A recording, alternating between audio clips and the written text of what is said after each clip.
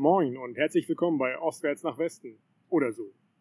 Der Podcast über eine Langzeitradreise. Wir sind Annika und Dennis und seit fast 2,5 Jahren mit unseren Fahrrädern auf der Welt unterwegs.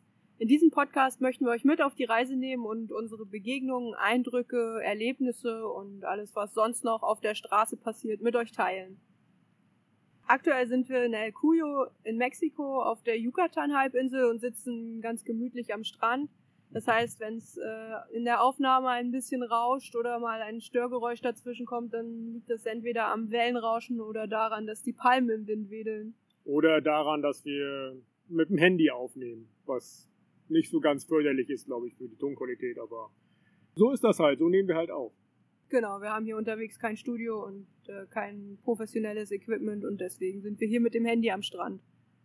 Wir sind jetzt seit fast einer Woche in El Cuyo, haben uns überlegt, hier mal ein paar Tage Pause zu machen, weil wir das Bedürfnis hatten, ein paar Tage am Meer zu verbringen, ohne Fahrrad zu fahren. Es ist hier ein sehr kleiner, sehr gemütlicher Ort. Touristen und viele Besucher gibt's eigentlich nur am Wochenende. Unter der Woche ist es echt sehr, sehr ruhig und entspannt.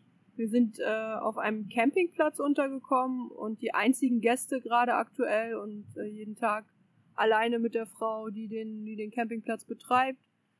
Gestern hatte ihre Tochter Geburtstag, ist 11 geworden und deswegen sind wir ganz nett verwöhnt worden, haben einen Fischcocktail bekommen und ein Stück Kuchen oder 2 Stück Kuchen für jeden eins. Und die ganze Familie ist da gewesen, hat Geburtstag gefeiert und damit wir uns nicht ausgeschlossen fühlen, hat man uns auch ein bisschen verköstigt, was wir natürlich sehr gerne mitnehmen. Ja, ansonsten ist da nicht so viel los auf dem Campingplatz, kaum Gäste irgendwie in dem Restaurant, was dazugehört. Ja, es ist ein bisschen abseits, das ist ganz gut, relativ ruhig eigentlich, wenn nicht den ganzen Tag der Fernseher laufen würde dort. Das ist echt faszinierend, die stehen auf, gehen halt zur Küche, öffnen das Restaurant und machen dabei den Fernseher an. Und es gibt hier einen Kanal, der heißt Telenovela, TLN, und da läuft genau das den ganzen Tag, Telenovelas. Sehr interessant. Ganz grausam. Ja, auch wenn wir nicht alles verstehen oder ganz, ganz wenig nur, kann man anhand der schauspielerischen Leistung schon ungefähr den Inhalt dieser Serien erkennen. Das ist wirklich richtig grausam. Aber gut, wir sind ja nicht wegen des Fernsehprogramms hier, sondern wegen dem Strand und deswegen verabschieden wir uns dann auch oftmals vom Campingplatz und verbringen die Zeit hier am Strand und schauen aufs Meer und hören den Wellen beim Rauschen zu, was auch ganz, ganz angenehm ist. Gibt schlimmere Orte und der Campingplatz ist auch wirklich, wirklich gut. Ja, das ist, glaube ich, der zweite Campingplatz erst, den wir hier auf dem amerikanischen Kontinent jetzt haben. Ist hier auch nicht so gängig, aber hier in der Region für die ganzen Touristen gibt's halt sowas. Ist eigentlich wirklich ganz gut. Auch gut, dass wir das für uns alleine haben, können wir in Ruhe da vor uns hin leben.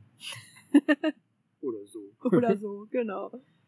Ja, heute ist unsere erste Podcast-Folge und ich bin schon ganz gespannt, was der Dennis mir jetzt gleich erzählen wird über die ersten Tage auf unserer Reise und was so passiert ist, nachdem wir in Hamburg losgefahren sind. Warst du denn etwa nicht mit dabei? Ich kann mich gar nicht mehr daran erinnern. Ja, also klar.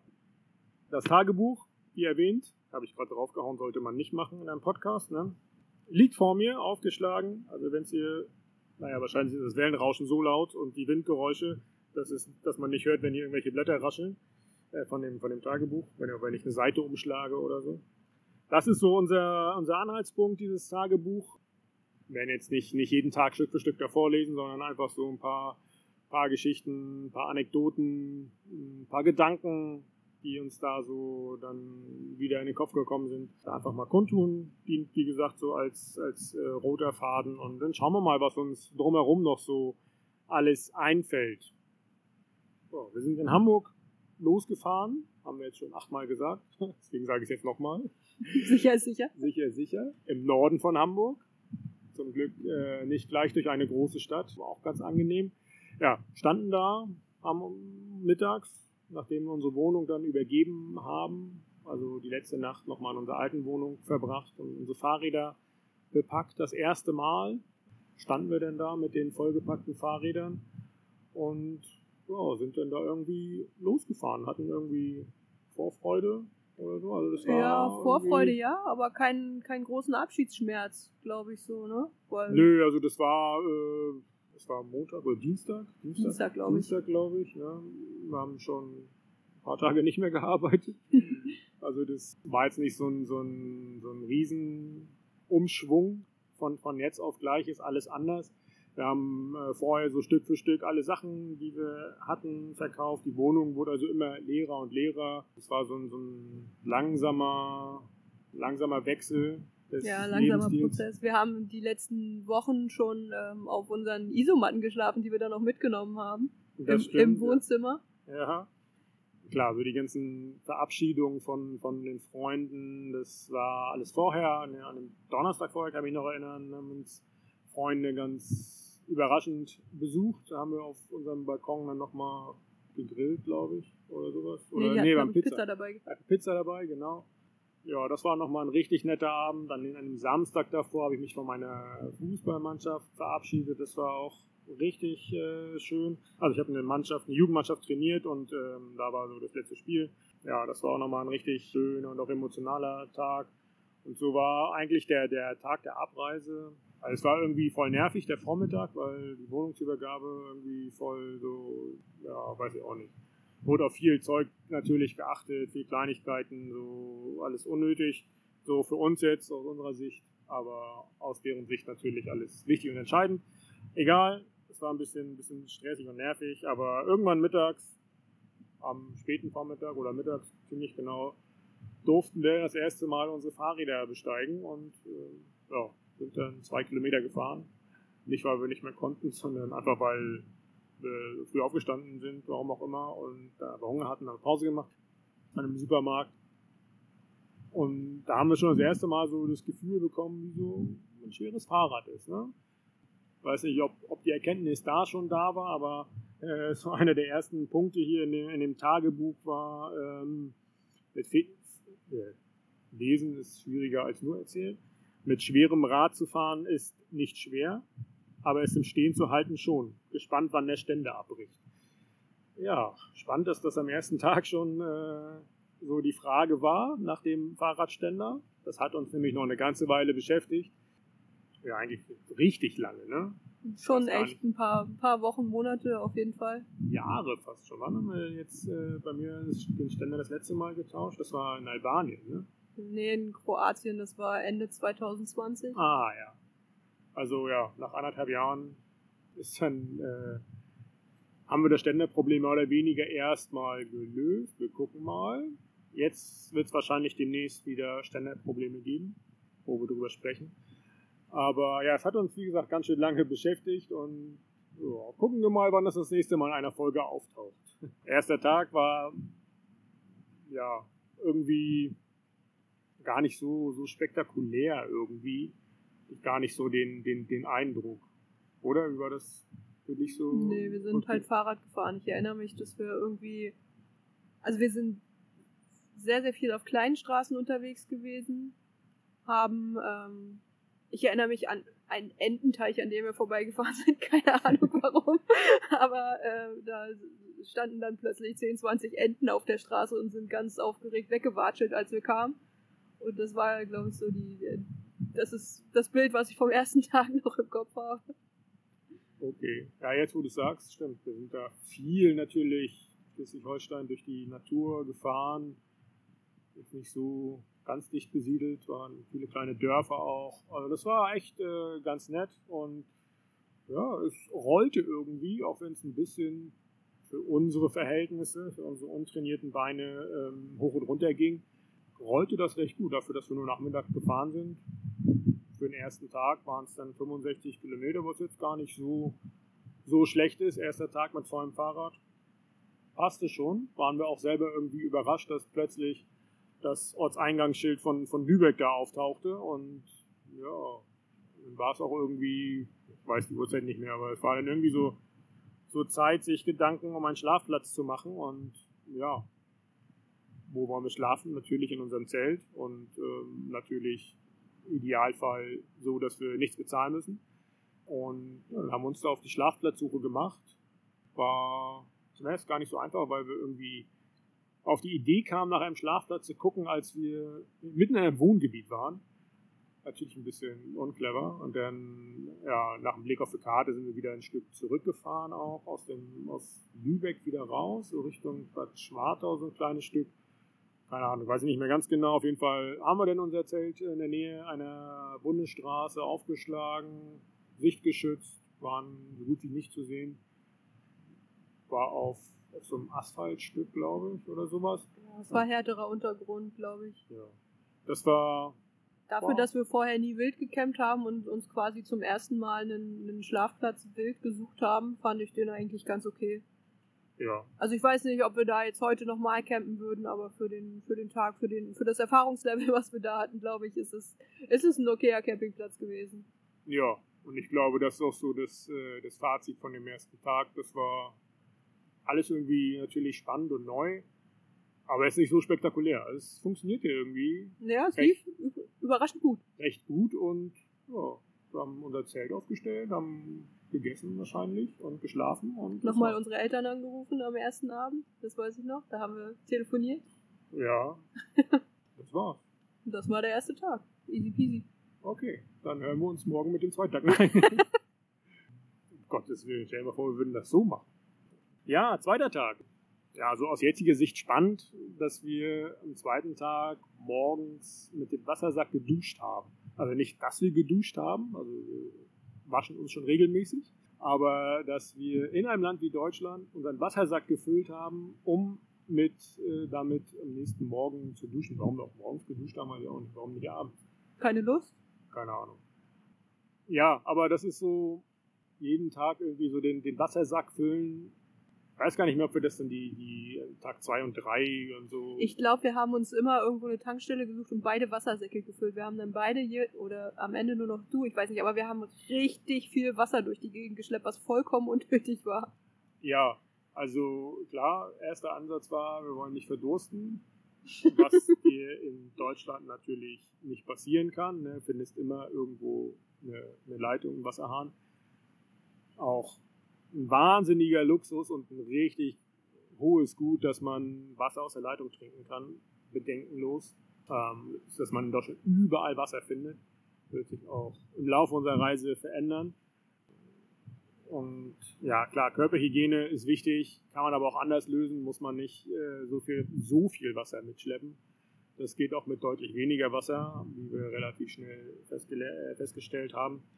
Ja, natürlich alles so Sachen am Anfang, ja, strange, wenn man jetzt so drüber nachdenkt, dass wir das so gemacht haben. Und natürlich dieses zusätzliche Gewicht. Also, wir haben Leute mittlerweile getroffen, die fahren mit einem Bruchteil von dem Gewicht, was wir dabei haben.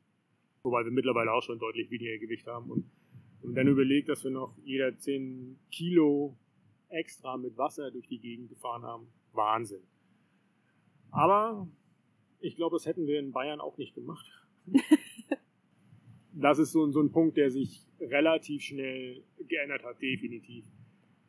Ja, weil wir dann halt auch einfach festgestellt haben, wie unnötig es ist, uns extra Gewicht noch aufs Fahrrad zu laden. Ja, erstmal, weil es extra Gewicht ist und dann, weil einfach Wasserversorgung kein Problem ist in Deutschland. Ne? Also von daher, das war so ein Lerneffekt, der relativ schnell eingesetzt hat, aber hey, that's it. Man muss auch sagen, dass es echt komfortabel ist, immer Wasser dabei zu haben, weil man sich keine Gedanken darüber machen muss, womit man abwäscht, womit man sich den Kaffee morgens kocht und so weiter. Aber das, wie gesagt, das lässt sich auch anders lösen und da haben wir zum Glück auch andere Möglichkeiten dann am Ende gefunden. Ja, absolut. Okay, also, wir sind immer noch am zweiten Tag. Spannend. Okay, wir sind dann von irgendwie so südlich von Lübeck zur Ostsee gefahren, Travemünde, und dann eigentlich dem Ostseeküstenradweg gefolgt. Das ist auch so ein Radweg, dem wir eine ganze Weile gefolgt sind mit so einem kleinen Abstecher.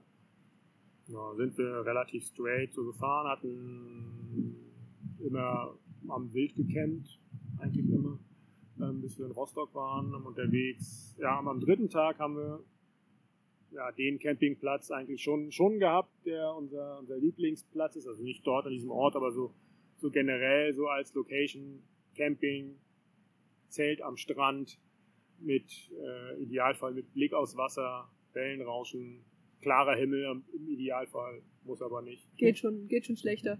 Das ist so auch weiterhin so unser Lieblingsspot, wenn wir sowas finden, versuchen wir das immer zu machen. Oder wir fahren auch gezielt so an Richtung Strand und Meer, um einfach da am Meer zu campen. Das ist irgendwie so beruhigend, so schön einfach. Man hört einfach nur das Meeresrauschen und nicht viel mehr. Ja, wir sind halt Strandkinder. Genau, grundsätzlich Strandkinder, ja. Mehr oder weniger an der Ostsee, mit der Ostsee groß geworden. Deswegen ist so, dass das Meer immer so ein Anziehungspunkt für uns und freuen wir uns immer, wenn wir da das Zelt aufstellen können. Immer noch, egal wo, egal welches Meer, da stellen wir gerne unser Zelt hin. Und auch spannend, dass wir das am 3. Tag schon gemacht haben. Klar, wir sind bewusst an der Ostsee lang gefahren, aber 3. Tag gleich am Meer campen. Hätte ich nicht gedacht, Mecklenburg oder Deutschland generell, Wildcamping, schwierig. Ich hatte auch grundsätzlich eigentlich erwartet, dass wir zum Anfang gerade in Deutschland noch relativ häufig auf Campingplätze gehen, einfach weil wir so unerfahren sind. Und ich hatte aber ehrlich gesagt auch die Dichte der Campingplätze an der Ostsee ein bisschen höher eingeschätzt und deswegen sind wir dann doch nicht auf den Campingplatz eingekehrt. Kann mich da gar nicht mehr so dran erinnern, wie viele Campingplätze es da gab, aber so grundsätzlich hat das mit dem Wildcampen echt gut geklappt und ist auch echt eine tolle Geschichte. Klar, es ist, glaube ich, mittlerweile in Mecklenburg tatsächlich für eine Nacht erlaubt, bin mir aber nicht ganz sicher, will nichts Falsches erzählen. Und es ist halt eine tolle Geschichte, wenn man so draußen in der Natur sein kann, für sich alleine oder halt auch mit anderen Reisenden. Das ist echt schön, machen wir immer wieder gerne, sofern es möglich ist. Und ja, ich bin noch der Meinung, dass es nicht verboten gehört eigentlich, so eine Nacht Wildcamp irgendwo, solange man seinen Campingplatz so verlässt und man ihn vorgefunden hat oder sogar noch sauberer, sollte das kein Problem sein.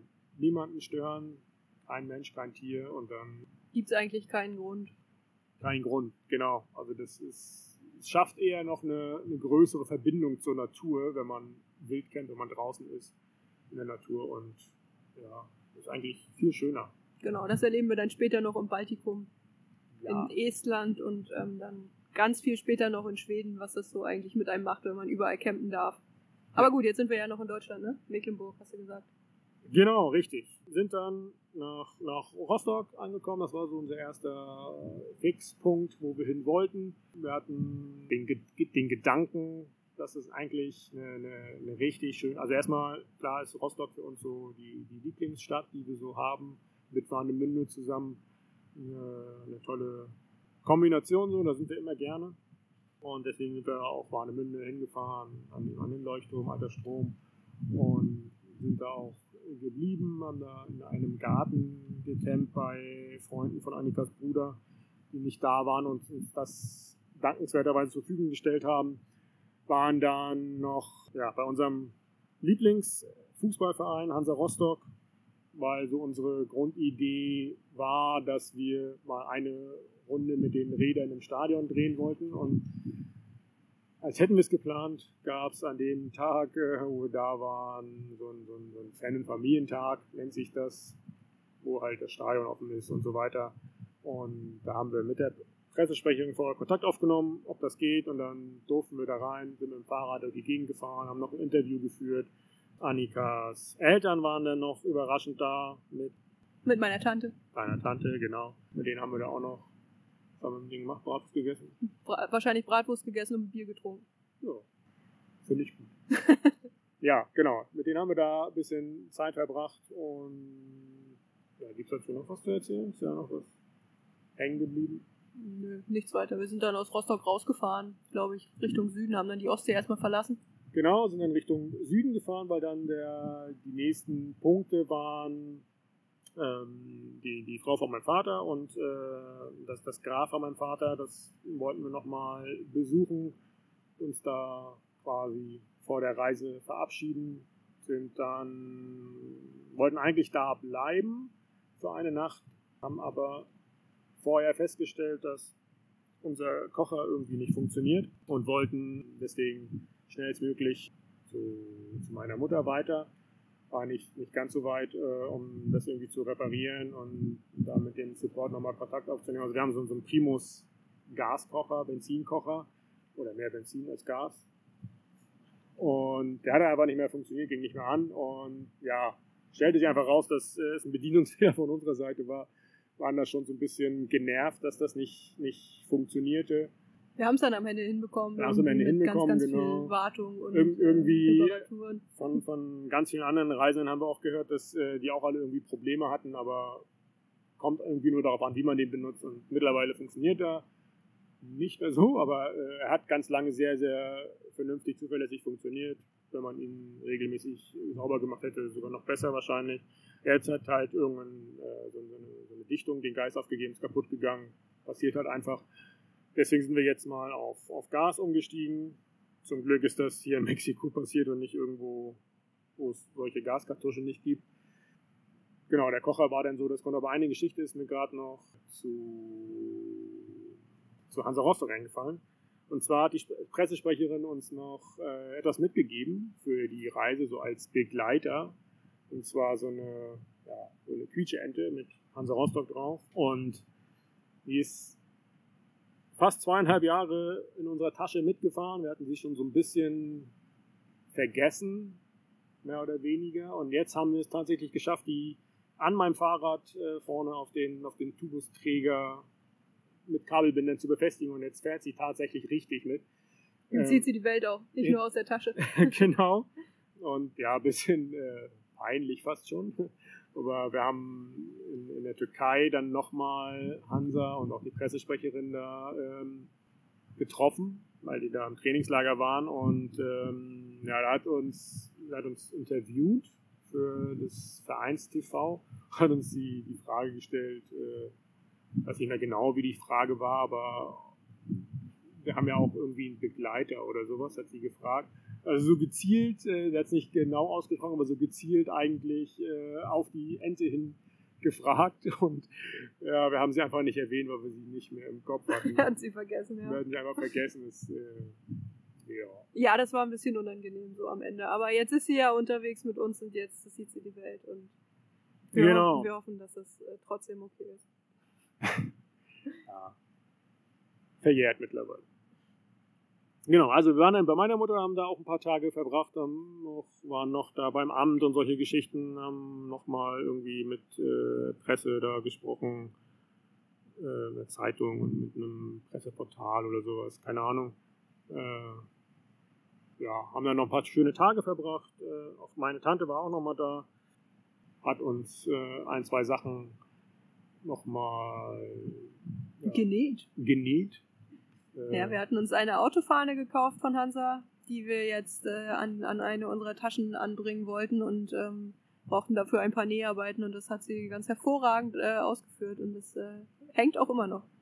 Ja, und weiß ich, nach 4 Tagen oder sowas sind wir dann losgefahren Richtung Eggesin, Richtung Annikas Eltern dann. Hat 2 Tage gedauert, richtig? Mhm, genau. 2 Tage hat es gedauert. Wir haben zwischendurch nochmal wild gecampt natürlich. Sind auf so einem Feld gewesen. Also Radfahren selber in Mecklenburg ist schöne Gegend natürlich, aber natürlich nicht so spannend. Kennt man. Es ist für uns halt nichts Neues gewesen, ne? Weil wir in Mecklenburg und in Vorpommern aufgewachsen sind und deswegen ganz viel zwar neu so übers Fahrradfahren gelernt haben, aber die Gegend halt nichts Neues für uns ist. Wir sind halt in unserer Heimat unterwegs gewesen, haben irgendwie Urlaub gemacht, so fühlt es sich an. Ja, also man sieht natürlich auf dem Fahrrad generell ganz viele andere Sachen, die man sonst nicht sieht und nimmt das auch schon anders wahr. Aber es ist halt doch irgendwie alles bekannt und gibt halt nicht so viele neue Eindrücke. Ne? Die Orte, durch die wir gefahren sind, Penzlin, Neubrandenburg, hat den tollen Tollensesee, wo wir entlang gefahren sind. Das war echt schön. Das hat mich überrascht, dass Neubrandenburg so schöne Ecken hat, wenn ich ehrlich bin. Darf man das sagen? Ups, Entschuldigung. Ja, also nach dem Tollensesee war es dann auch. Geht so, ne? Ja, hatten viele Feldwege auch tatsächlich hinter Neubrandenburg. Ja, das stimmt. Sind wir erst über die Bahngleise, wo wir einen Knopf drücken mussten, damit die Schranke aufgeht. Und sind dann klar kennt man, Felder, alle im Karree angeordnet. Und ja, die Feldwege führten so drumherum irgendwie. Immer so im 90-Grad-Winkel, rechts abbiegen, 2 Kilometer geradeaus, links abbiegen, 2 Kilometer geradeaus. Also 2 Kilometer geradeaus ist so aus jetziger Sicht natürlich auch eine Lache.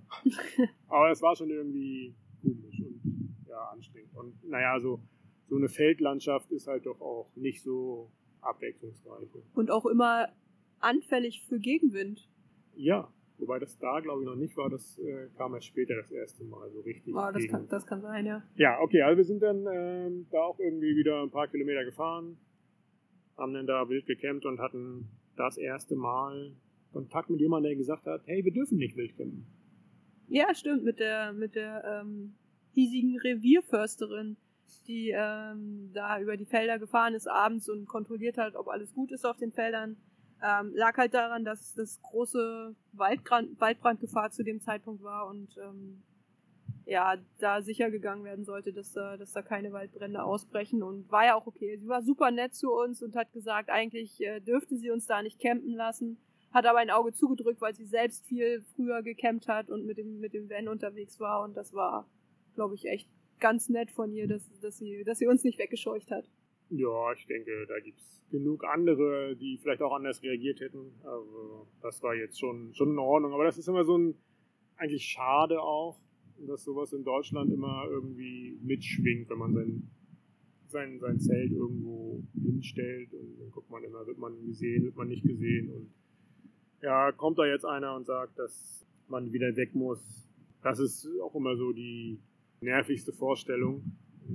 Wenn man abends im Bett liegt, schon im Zelt liegt und dann auch jemand kommt und sagt, nee, das geht hier nicht. Aber das ist uns nie passiert, zum Glück. Also 2,5 Jahre. Ich würde jetzt auf Holz klopfen, wenn wir welches hätten, aber es ist noch nie passiert. Nö, also es kamen immer mal wieder ein paar Leute, also ja, das ist immer wieder, kann man, glaube ich, fast an einer Hand abzählen, dass da mal Polizei oder wer auch immer mal ins Zelt kam und gefragt hat, was wir machen, oder auch mal einen Ausweis kontrolliert haben oder was, aber das ist alles sehr überschaubar. Ja, wenn man immer darauf achtet, wo man steht, dass man, ja, wie ich es vorhin schon gesagt habe, niemand stört, dann passt das eigentlich schon. Ja, und das war dann bei ihr auch ganz in Ordnung. Am nächsten Tag kam sie tatsächlich morgens um 8 oder wann auch immer und hat gesagt, hier, hey, los jetzt? Na, hat sie nicht, aber sie hat schon signalisiert, dass wir aufbrechen sollen. Da sind wir auch los bis zum Straßenrand. Da kam dann, meine Mutter hat uns nochmal dann begleitet auf dem Mountainbike, hat Frühstück mitgebracht, und dann sind wir die restlichen, weiß ich nicht mehr, 50, 60 Kilometer gemeinsam nach Eggesin gefahren, haben dann bei deinen Eltern. Ja, wir sind dann ein paar Tage bei meinen Eltern geblieben. Da Genau. haben wir nicht gecampt. Wäre zwar eine große Wiese da gewesen, aber wir durften im Haus schlafen. Vielen Dank nochmal an dieser Stelle. Für diesen Luxus. Ja, nee, da haben wir auch. Da haben wir viele Verwandte, Bekannte nochmal getroffen, haben uns verabschiedet. Genau, haben wir auch mit Zeitungen gesprochen. Haben auch nochmal mit der lokalen Zeitung gesprochen und sind dann am letzten Tag nochmal nach Ueckermünde gefahren, haben uns von meinem Opa verabschiedet und dann aufgebrochen Richtung Usedom. Und ich glaube, das war so der Moment, wo die Reise für uns eigentlich erst richtig losging. Genau, also wir waren zu dem Zeitpunkt schon 14 Tage in Anführungsstrichen unterwegs. Genau, am Tag 14 oder Tag 15, weiß ich nicht mehr, sind wir dann aus Eggesin, Ueckermünde tatsächlich losgefahren, und da war tatsächlich so, okay, verabschiedet von der Familie, jetzt haben wir los. Jetzt geht's los. Ja, also da war es dann auch, also für mich auf jeden Fall so, weil die Gegend da für mich nicht so bekannt war, bei dir wahrscheinlich anders. Usedom war ich vielleicht ein paar Mal vorher, aber nicht mehr so im Kopf. Ja, dann ging es tatsächlich so richtig los, und es war neu. Wir hatten auch da das erste Mal richtig mit Gegenwind zu kämpfen. Oh ja, vor Anklam war vor dann Anklam, Gegenwind. genau, Ja. Wie nennt sich das da? Haff? Ist das Haff? Keine Ahnung. Nee, das ist der Bodden, glaube ich. Im Bodden. Okay. Kann mich auch noch dran erinnern, es war relativ wenig los auf der Straße. Wir sind auch so einen Radweg da gefolgt. Ja, aber relativ unspektakulär. Ja, Da ist nicht so viel los, kommt man auch nicht durch so viele Orte. Wir waren in Anklam dann nochmal, ja. Ja, in Anklam, und da haben wir nochmal eingekauft und sind dann, glaube ich, nach Usedom auch direkt gefahren über die Brücke dann. Genau, sind über diese Brücke gefahren, da war nicht mehr so viel Wind, glaube ich. Der Wind war nur tatsächlich Richtung Anklam so. Ja, der kam aus Norden. Ja, und dann haben wir uns da auch wieder einen Wildcampingplatz gesucht. Im Wald. Genau, wir wollten eigentlich auch da ans Wasser, ne? Ja, wir hatten da echt einen kleinen, niedlichen Ort direkt am Wasser gefunden, aber da waren uns zu viele Leute, die dann da standen und das hat uns nicht gefallen, deswegen sind wir dann lieber in den Wald gegangen und haben dann uns einen netten Abend da im Zelt gemacht, glaube ich. Weiß ich nicht mehr genau. Hast du noch so ein richtiges Bild von diesem Ort? Ja. Echt, tatsächlich? Von mir gar nicht. Doch, das war so eine kleine Lichtung, ein bisschen abseits von so einem Sandweg war das. Gar kein Bild mehr vorhanden, aber so ist das halt und deswegen machen wir auch diesen Podcast. Ne? Es sind so viele Geschichten, so viele Dinge, die man einfach vergisst. Entweder liegt das daran, weil ich zu alt bin oder weil wir einfach zu viel erlebt haben. Und dann kommt der nächste Tag schon. Was passierte da? Da haben wir Deutschland verlassen. Oh mein Gott! Ja, tatsächlich. Erste Grenzüberquerung. Ja, mit dem Fahrrad? Mit dem Fahrrad, ja. Das war tatsächlich auch so nochmal so ein Highlight. Ne? Also irgendwie so einen richtigen Anfangsstartpunkt, so einen emotionalen gibt es ja nicht, aber es gibt so viele kleine Punkte, wo immer wieder mal was Neues passiert ist. Das war halt zum ersten Mal ein neues Land, so, ne? Genau. Und ja, so Deutschland verlassen. Ne? Das ist dann tatsächlich Realität geworden. Ja. Und das war schon irgendwie, ich weiß auch, dass wir da an diesem Grenzstein, das war so ein kleiner Bach, glaube ich, der da so geflossen ist, was hat er, die Insel geteilt? Nee, ne? Nee, ich glaube nicht. Also es war so ein kleiner Fluss hinter Kaminke. Genau, und ging so eine kleine Holzbrücke rüber. Und ich glaube, hinter der Holzbrücke, ne, war dieser Grenzstein. Ja, vor der Holzbrücke war der Grenzfall von Deutschland und auf der anderen Seite war der von Polen. Genau. Und an diesem Grenzpfosten von Polen haben wir richtig viel Zeit verbracht. Gar nicht so richtig genossen, sondern irgendwie Bilder gemacht und so, ne? Aber trotzdem irgendwie war das schon ein Highlight. Auf jeden Fall, ja. Deutschland zu verlassen, ja. Ja, genau. Das war so der Moment, okay, jetzt verlassen wir tatsächlich Deutschland und das ist schon not bad. Und dann ging es los, neues Land. Also klar, wer ist der Ort? Das Swinemünde, ne? Mhm. Ist schon anders, irgendwie andere Sprache, aber ist jetzt nicht so. Ja, das ist ja das, was wir auch mit dem Reisen mit dem Rad bezwecken wollten, dass der kulturelle Übergang nicht so groß ist und dass man langsam sieht, wie sich die Menschen, die Landschaft und die Länder verändern. Ja, das stimmt. Was ist das Erste, was aufgefallen ist? Was war das Erste? Ich weiß es nicht. Ja, wie so polnische Orte so gestaltet sind. Dass es überall den Mini-Jesus gibt. Ah ja, überall. Jeder Ort hat ein riesengroßes Kreuz irgendwo und da hängt so ein ganz kleiner Mini-Jesus dran in der Mitte. Ja. Und meistens noch Fahnen und so Wimpel oder sowas. Genau, die gab es auch ganz viel. Ja, also Religion auch tatsächlich echt der Wahnsinn, wie das in anderen Ländern so gelebt wird, dargestellt wird auch. Aber spätestens seit Nicaragua hat sich, glaube ich, auch unser Verhältnis zur Religion nochmal verändert, zumindest zu der christlichen Religion. Aber das ist schon. Dazu kommen wir dann aber später nochmal ganz detailliert wahrscheinlich. Später nochmal zu, ja, also sehr viel später. Aber das ist schon echt Wahnsinn, welche Macht Religion hat, was Religion mit Menschen macht, mit Kulturen. Oder Religion ist ja Part einer Kultur, Part der Kultur. Ja, das ist schon echt beeindruckend und auch so eine Erfahrung, die sich dann viel, viel später noch deutlich mehr gefestigt hat und auch andere Kulturen, nicht nur das Christentum, natürlich auch der Islam, eine sehr faszinierende Religion, genauso wie das Christentum auch. Genau, das war so der erste Punkt so in Polen. Überall diese Kreuze, die Friedhöfe sehen anders aus, sehr viel Blumen, nicht Plastikblumen, aber sehr viel Blumen. Das stimmt, die Friedhöfe sind voll mit Plastikblumen. Es gibt da keinen Misthaufen. Kompost.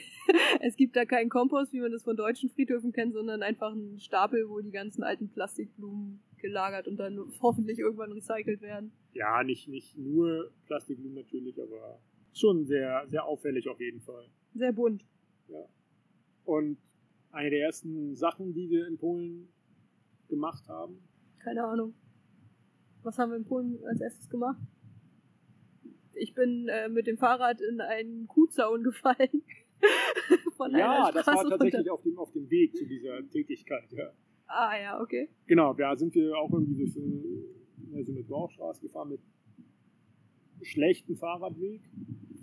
Und ja, so rechtzeitig von dem Fahrradweg ging es so ein bisschen runter, ne? Da war so eine kleine Böschung. Und dann war da ein Elektrozaun, wo Kühe hinterstanden. Ja, und dann... Du wolltest dir die Kühe mal genauer angucken. Ich weiß gar nicht warum, ich bin einfach umgekippt. So wie man sich das im Trickfilm vorstellen würde, einfach zur Seite gekippt und dann in den Zaun gefallen. Aber ja, wir haben es alle überlebt, glücklicherweise. Hoffentlich ohne bleibende Schäden. Na, bei den Kühen wäre ich mir nicht so sicher. Die waren ganz aufgeregt. Ja, genau, die haben sich quasi nicht bewegt. Nicht im Ansatz, nein. Ja. Nee, aber was ich eigentlich meinte, was wir in einem neuen Land machen mussten, Geldwechsel. Oh ja, Geld.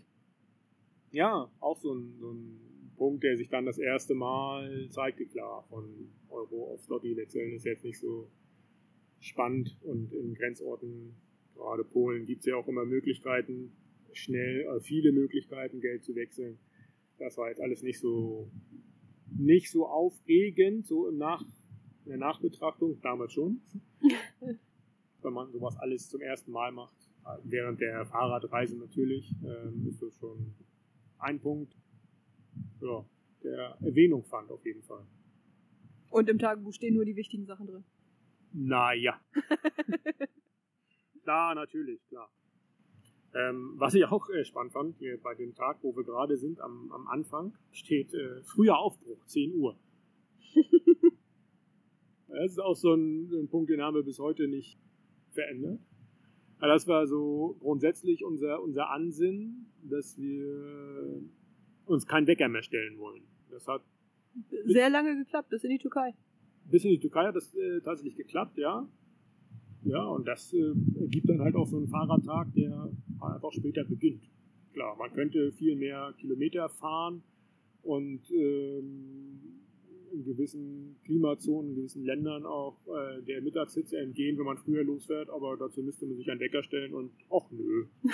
Und so morgens gemütlich starten ist viel angenehmer. Ja, das stimmt. Gerade zum Anfang, als wir noch in Europa im Sommer unterwegs waren, war das auch alles kein Problem, weil dann natürlich die Sonne erst um 9 oder 10 untergegangen ist und das war sehr angenehm. Jetzt mittlerweile hier in Mexiko geht die Sonne, weiß ich gar nicht, um 6 unter. Wie spät ist es jetzt? Ja, es ist 6:30 und die Sonne geht gerade unter. Das ist dann schon ein bisschen anders, weil wir da dann schon in der Zeit eingeschränkt sind, die wir zum Fahrradfahren eigentlich haben.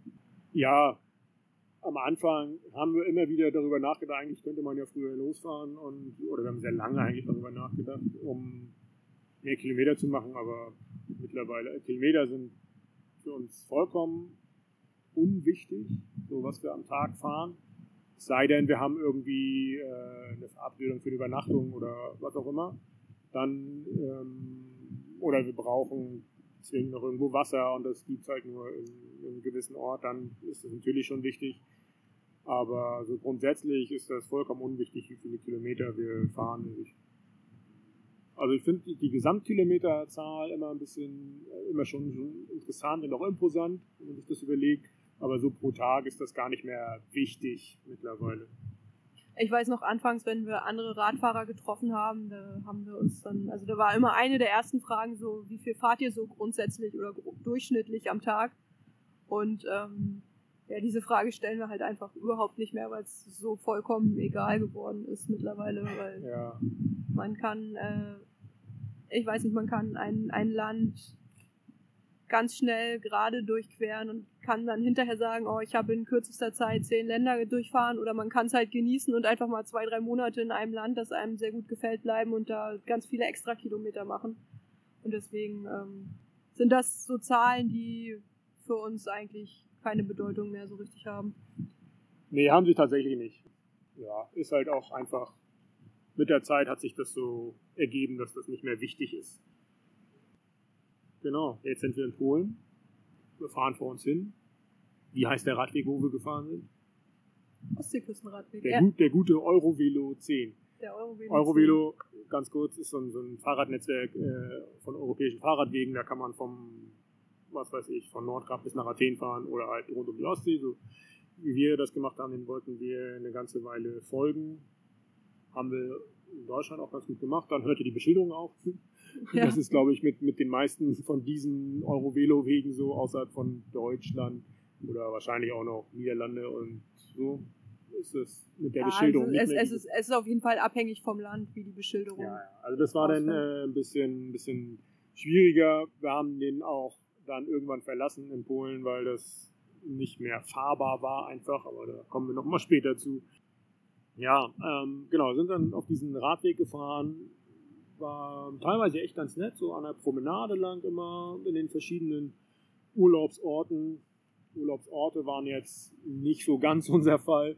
Die waren doch immer sehr, sehr ähnlich aufgebaut. Es gab immer viele Buden. Viel Musik, viel laute Musik. Viele laute Musik, genau, mit viel Elektro-Beats oder wie man das auch immer nennt. Das war sehr anstrengend. Genau, es gab irgendwelche Sachen, um die Kinder zu beschäftigen und irgendwelche... Viele Süßigkeiten, viele so Karussells. Also es war eigentlich in jedem Dorf war Rummel. So ungefähr kann man das sagen, genau, in jedem Dorf war Rummel, ja. Da sind wir eigentlich in keinem Ort so richtig geblieben, haben uns mal was zu essen gekauft oder so, weil das war es dann auch. Ja, da will man auch einfach nur schnell durch und weiter und an der Ostsee entlangfahren war dann doch viel entspannter, links die Ostsee zu haben mit dem Meeresrauschen, rechts manchmal eine Straße. Es gab auch einen Ort, weiß ich noch, der war unfassbar voll. Gab es Stau rund um den Ort, wo es ganz viele Autos gab und der war so laut auch, keine Ahnung, also ist halt dann auch, das haben wir bei unserem ersten Host auch, glaube ich, erst gelernt, unserem Warmshowers Host, dass die Polen halt alle zur gleichen Zeit Ferien haben und wenn so ein ganzes Land zur gleichen Zeit in die Ferien geht, ist ja klar, was dann passiert. Alle gehen auch, oder viele gehen natürlich an den Strand und so. Und Kinder. Inlandstourismus ist in Polen auch sehr beliebt. Also man bleibt gerne im eigenen Land, haben wir erfahren. Genau, und dadurch waren die Orte natürlich sehr voll, so Anfang Juli, August waren, glaube ich, da die Ferienmonate. Genau, ab September geht die Schule wieder los. Kann sein, dass das da gerade anfing mit dem Urlaub und Kinder gehen dann auch in so ein Feriencamp, was auch ganz beliebt ist. Das war so die Erfahrung. Genau, in dem Ort, der so laut war, haben wir uns dieses typische polnische Eis geholt. Dieses Softeis, das 1 Meter groß ist oder so. Genau, Lodi. Und was ist dann passiert? Dann wollten wir gerade losfahren. Und dann ist mir mein Handy runtergefallen. Ja, das war ganz schön dumm von mir. Da habe ich das Handy in die offene Lenkertasche so in die Klappe gelegt und dann ist es halt runtergefallen. Es hatte keine Hülle und es ist einfach das Display gesprungen und das Handy war hinterher nicht mehr verwendbar. Was unschön war. Und ich habe dann daraus auch gelernt. Ja, und was Annika daraus gelernt hat und ob es immer noch ein gesprungenes Display hat, das erfahrt ihr in der nächsten Folge. Das war ein unfassbar guter Teaser. Ein richtiger Cliffhanger. Ich glaube, die Leute können das gar nicht mehr erwarten bis nächste Woche. Ja, also in der nächsten Folge geht es dann um die Handyreparatur, aber das ist jetzt nicht so spannend. Es werden unseren ersten Warm Showers Host kennenlernen und den Abend, den wir dort verbracht haben. Was geht weiter? Dann geht es weiter. Wir werden Danzig durchqueren. Die schöne Stadt. Danzig durchqueren. Wir haben eine ganze Menge Fahrradwege, die nicht fahrbar sind. Ne? Genau. Es gibt viel Regen. Ich erinnere mich, dass wir echt viel nass waren. Ja? Ein bisschen Regen, genau. War schon in der Anfangszeit jetzt so ein bisschen dabei, aber hat uns im Tagebuch mehr beschäftigt als dann so rückblickend. Ja. Aber in Polen hat es dann dort in dem Teil von Polen deutlich mehr geregnet. Das war schon anstrengend. Unser Fahrradständer spielt wieder eine Hauptrolle. Und ich glaube, dann ist auch schon fast die nächste Grenze. Ja, mal sehen, ob wir es bis zur nächsten Grenze in der nächsten Folge schaffen. Ja, das kommt ein bisschen auf die Tagesform an. Ja, gucken wir mal. Also, wir haben jetzt hier ganz schön viel geredet. Ich weiß gar nicht, ob wir das jetzt so vorhatten, in der Form so viel zu reden, so ausführlich. Ob wir zu viel gelabert haben, wie auch immer. Lasst uns das mal zukommen. Genau, ihr könnt uns per E-Mail erreichen unter moin@ostwärts-nach-westen.de. Ostwärts mit AE geschrieben in dem Fall. Genau, schreibt uns gerne Anmerkungen, Feedback, wie ihr es fandet, wie ihr grundsätzlich die Idee findet, dass wir jetzt einen Podcast machen und von unserer Reise zu erzählen. Genau, ihr könnt uns auch auf Facebook und Instagram folgen, dort einfach nach Ostwärts nach Westen suchen und dann findet ihr uns auch und könnt uns auch da gerne kontaktieren. Ach ja, wir haben auch einen Blog, der ist allerdings nicht mehr ganz so aktuell, da haben wir, glaube ich, schon über ein Jahr lang nichts mehr gepostet. Aber falls ihr mal reinschauen wollt, gerade die ersten Länder, die sind da noch relativ ausführlich drin. Ihr könnt es euch vielleicht denken, die Adresse ist ostwärts-nach-westen.de und ostwärts bitte mit AE. Ja, wie gesagt, fragt einfach, was ihr fragen wollt, was ihr gerne wissen wollt. Dann gehen wir darauf ein. Genau in diesem Teil von dem Podcast werden wir eure Fragen beantworten.